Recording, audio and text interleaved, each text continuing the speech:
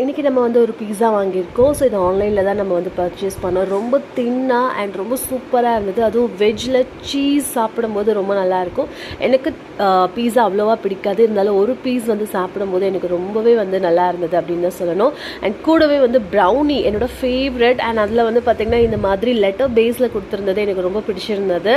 So இது என்னோடய favourite brownie அப்படின்னு சொல்லலாம். எனக்கு ப்ரௌனினாவே ரொம்பவே பிடிக்கும். ஸோ நான் பீஸா சாப்பிட்டுட்டு ப்ரௌனி வந்துட்டு அப்படி டேஸ்ட் பண்ணி பயங்கரமாக இருந்தது. ஸோ அதில் வந்துட்டு பார்த்திங்கன்னா சாக்லேட் மெல்ட் ஆகி வந்தது, இன்னும் அழகாக இருந்தது.